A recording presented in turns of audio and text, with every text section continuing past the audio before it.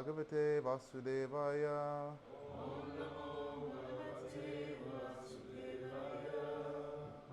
Om Agyanam Timirnandasya Gananjana Shalakaya Chakshu Unmilitam Yena Tasmai Shri Guruve Namaha.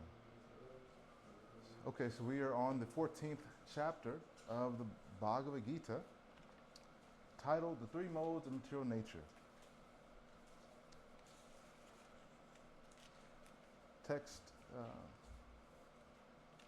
Text 1. Gray, do you mind reading text number 1? The Supreme Personality of Godhead said, "Again I shall declare to you the supreme wisdom, the best of all knowledge, knowing which all the sages have attained the supreme perfection." By becoming fixed in this knowledge, one can attain to the transcendental nature like my own. Thus established, one is not born at the time of creation or disturbed at the time of dissolution. The total material substance called Brahman is the source of birth, and it is that Brahman that I impregnate, making possible the births of all living beings, O son of Bharata. It should be understood that all species of life, of son of Kunti, are made possible by birth in this material nature, and that I am the seed-giving father. So we left off on text number 5, so we'll do Sanskrit and then we'll jump right into it. Sattvam Rajastama Iti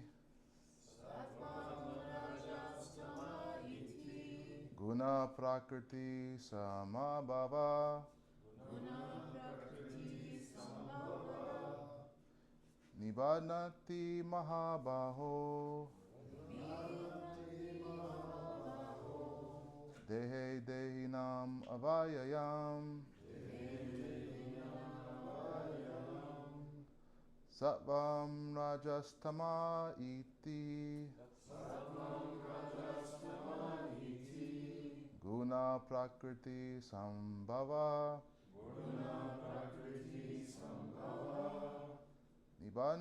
Nibannati Mahabadho Dehi Dehinam Avayayam Sattvam Rajastama Iti Guna Prakriti Samabhava Nibannati Mahabaho Dehe Dehinam Avayayam.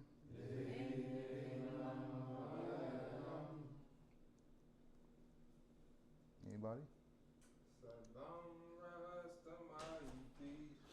Sattvam Rajastama Iti Guna Prakriti Sambhava Guna Prakriti Sambhava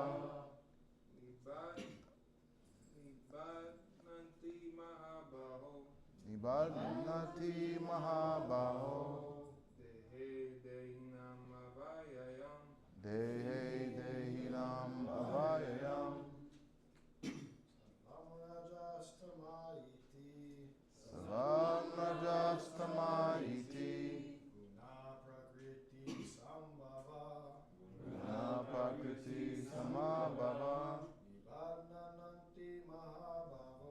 Nibadnanti Mahabaho Nibadnanti Mahabaho Dehi Dehinam Avyayam Dehe Dehinam Avayayam Sattvam Rajastama Iti Sattvam Rajastama Iti Guna Prakriti Sambhava Guna Prakriti Sambhava Nibadnanti Mahabaho Nibadnanti Mahabaho Dehi Dehinam Avayayam Dehe Dehinam Avayayam Sattvam Rajastama Iti Sattvam Rajastama Iti Guna Prakriti Sambhava Guna Prakriti Sambhava Nibadnanti Mahabaho Nibadnanti Mahabaho Dehi Dehinam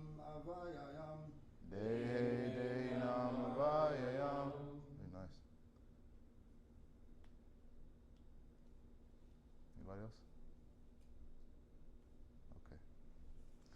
All right.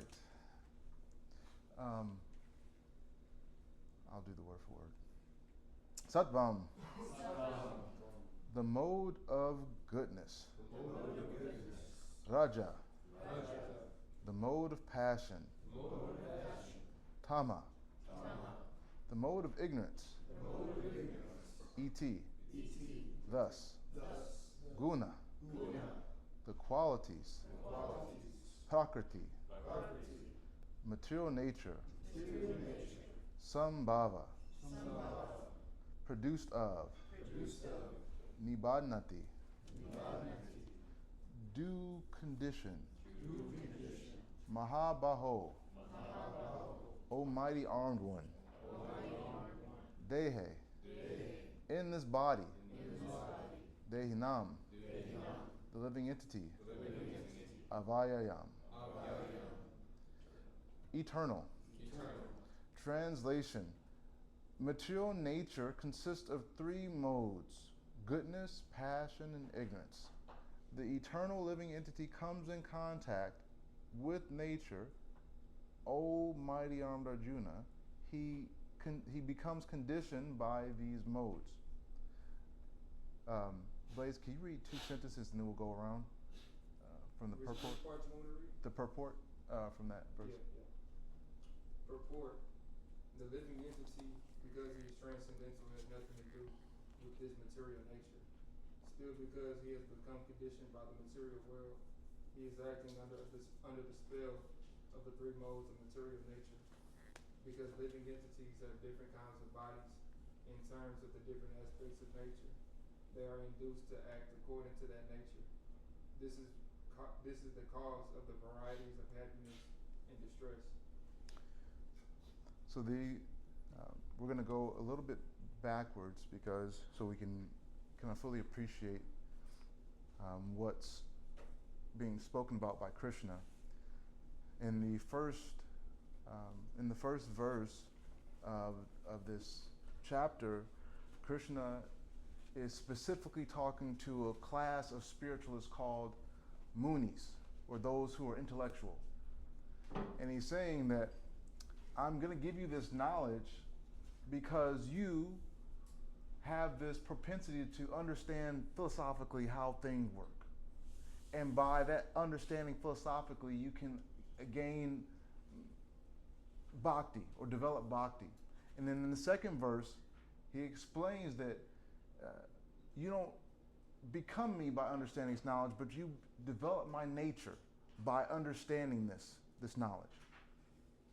So what's happening in essence is Krishna is Krishna is elaborately explaining to different classes of spiritualists. Because does anybody remember, before I go any further, the 4 types of people that come to spiritual life? Doesn't matter what religion, but just the 4 types of people.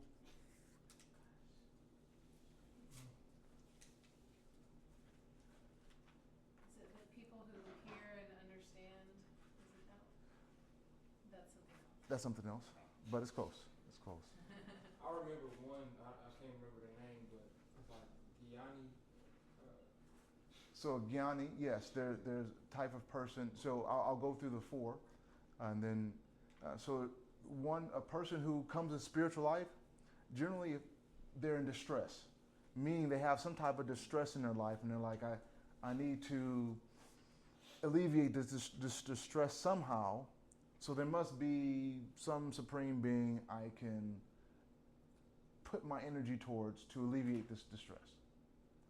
So the second type of person is one who wants something. They're in need of some type of acquisition. They want relationship, they want, money, they want something. So they go to the temple, they go to the mosque, they go to church.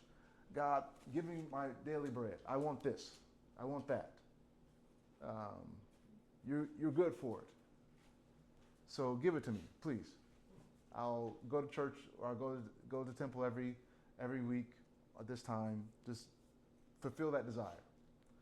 So this third type of person is one who understands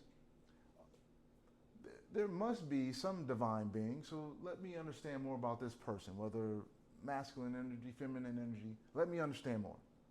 So that person develop some type of desire to understand divinity. And the fourth type of person already knows God exists, whatever that name is, whatever the nomenclature for that personality, they know exists. I want to worship that person. So the Gyanis fit within the first verse of the 14th chapter, because Krishna says those munis, those who are intellectual, who understand, who want to develop some knowledge, they want to figure things out on a deeper level, just the technical term, the engineers. Because engineers like to break things down. They like to see how things function, break them apart, put them back together, just to see how they work. So Krishna is giving Arjuna this information, not specifically for Arjuna, because Arjuna is a bhakta. He just cares about love and devotion. He doesn't care about the terms. He doesn't care about really the philosophy. He wants love. Isn't that what George Harrison said, or all we need is love? Is that George Harrison? Am I quoting the wrong person? That's all we need. That's what Arjuna wants. So Krishna is giving Arjuna information that doesn't really pertain to him, but it pertains to that class of spiritualists who are trying to understand philosophically, understand logically. So Krishna is explaining that this material nature, prakriti, is how we experience these three ropes, or these three things that bond us, the bondage, this material nature. So Krishna is explaining that these gunas, as soon as a living entity, us, doesn't matter what body we're in, but but in the human body, the gunas affect us even more, because now, because on an animal level, they call them instincts. But on the human level, Krishna explains that the things that we are predisposed to are our contact with material nature due to the three modes. So Arjuna is hearing from Krishna directly that these modes of material nature are directly affecting you as soon as you make contact in this universe. And by your contact within the universe, you are somehow disposed towards acting in an ignorant way, passionate way, in a good way, or a mode of goodness. So that's tamas, ignorance, rajas, goodness, and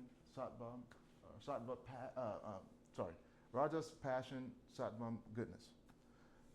So Krishna is explaining these things to Arjuna. So Arjuna can, at least, even though he's a bhakta, he wants love, at least he can understand. Because if we are to explain our relationship with divinity, it's very nice to say, well, I feel this way when I go to chant, or I feel that way when I go to chant. But once you be able to explain, at least have a little ability to articulate, like what is it doing for you actually? So Krishna is giving Arjuna this practical understanding of, confirmed, how things work. So in this, hold on, I have a few study guides here. In one of the commentaries to this verse, it explains the living entity, the eternal living entity, comes in contact with its material nature and becomes conditioned by it. In other words, despite the desire for independent enjoyment, the existence is subject to the strict guidelines of the modes of material nature. The fault which causes the soul's conditioned state certainly rests in their own independent desire. We cannot blame divinity any more than a criminal could blame the judge for the jail sentence. We have misused our minute independence out of our enmity.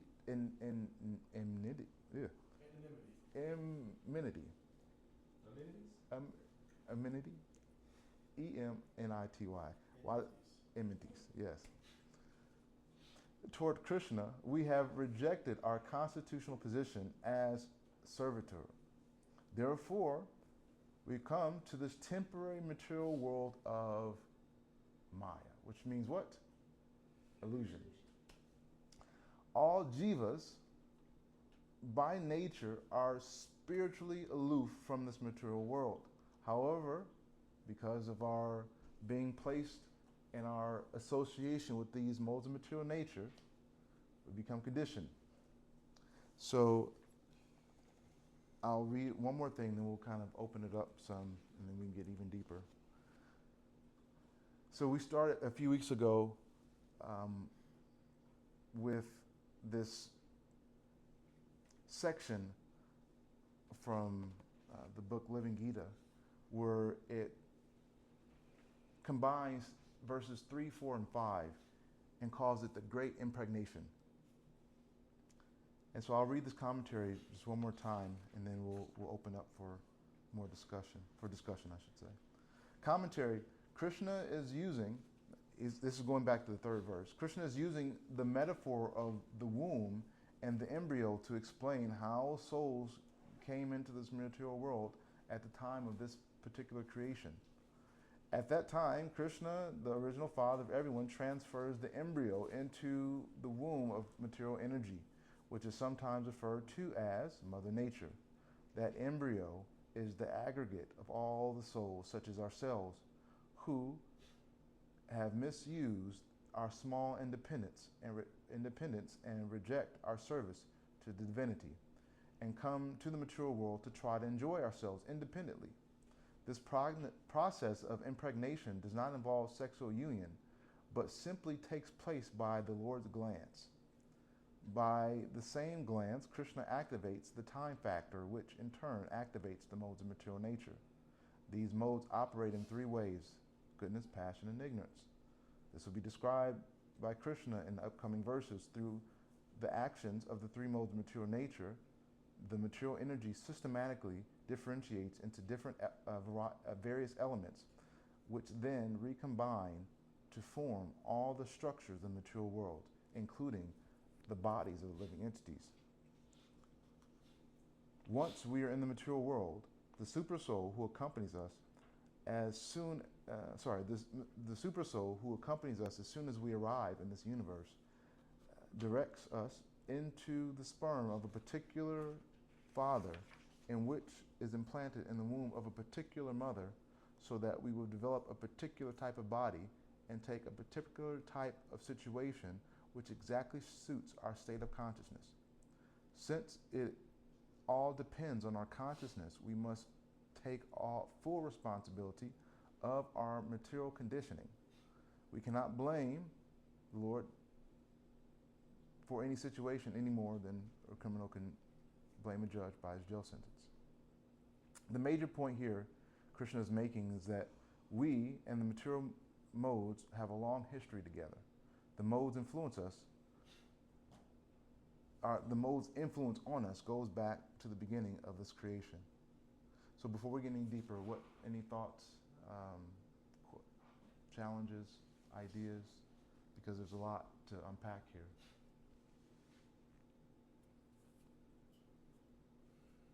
Everybody's Gyanis. You all know everything. So. So you share a little bit of a testimony of sorts that plays into what you're sharing on, especially with what you just read from the Living Gita. Is that okay? Yeah.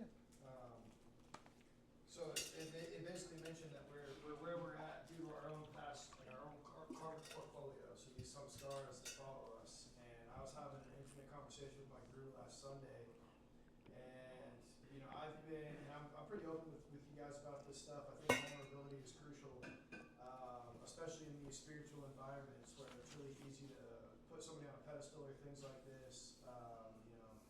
So basically where I'm at is kind of still struggling with some of the same material vices that I have in the past, and things that I kind of thought I put to rest, and smoking cigarettes predominantly, feeling like I'm not doing what I'm supposed to do, knowing that I'm not doing what I'm supposed to be doing by picking these back up, and feeling like I'm not a good bhakta for this, and recognizing that, especially if somebody who's taking initiation, this is a promise that I've made to not do this. And my guru actually incurred some of my sin by doing this. And so when I shared with him, I said, I don't think, it feels like it's not working. I'm not where I'm supposed to be or where I such a wealth of knowledge, but he leads with his heart and with compassion. And the message that he shared was really this, you are where you're supposed to be with your karmic portfolio, which none of us can understand. You're going to have certain inclinations. Everybody's going to have certain inclinations. For some, it may be smoking. For some, it may be eating. For some, it may be imbibing in alcohol or different things. Whatever the case may be, everybody's got their things that they have to work on. He said, the thing that shows me that I know that bhakti is working for you is that you're thinking about it. If bhakti hadn't taken, if the seeds hadn't been planted and watered, you wouldn't be worried about living in this maya, in this illusion. You would just be doing it and feeling fine with it. And so the fact that the seed, that it's clear that the seed is planted is shown in the fact that you don't feel great, you don't feel good or right about the things that you're doing. So this was really what I needed to hear, but I think it ties nicely into this understanding that I've got some karmic things to work out that I thought maybe I just, if I put it out of sight, out of mind, it'll be done. And so, after speaking with my Guru Dev, with Jubal, with Krishna Dev, recognizing I've got some tweaking of some things to do, this is the beauty in bhakti, is there was never shame associated, or I wouldn't say there wasn't guilt. There was a little bit of guilt just in knowing that I could be doing better. But this is the grace that's in bhakti, is even in speaking to my guru, putting a game plan together. These are the things you can do, and this is potentially why you're feeling this way. But it's always looking within. I am the reason that I'm doing these things, whether it's in this body or from past karmic iterations, that I have these addictive tendencies. It's important to be open and honest about these things so that I can get where I'm actually trying to go. And this is why last year when I was going through the breakup, I kind of isolated through my pain, and I wasn't here as often as I should have been. And over these last few weeks where I've been going through a little bit of a depressive time and dealing with some things, I've made sure I haven't missed being with you guys and hearing the classes and being part of Kirtan, because this is the medicine. I just have to remember to take it. And when I do better about taking my medicine every day, I'm able to stay away from the things that bring me discontent. Thank you for sharing that. What you were saying, if I can pull Max into this just briefly, is that you don't have to, you can.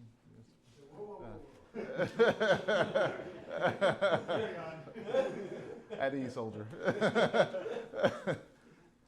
But one of the things that he's helping me with is accountability in my business.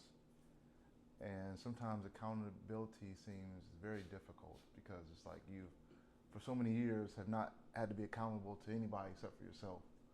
Now you have somebody looking at you like, hey, what you doing? Why are you doing that?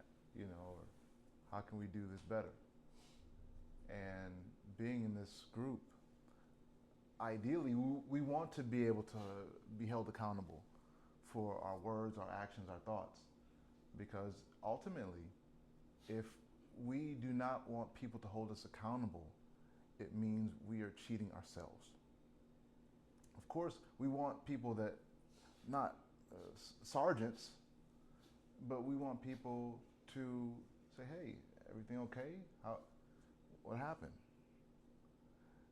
And this is how we individually build and collectively build each other up. And this is also in the mode of goodness.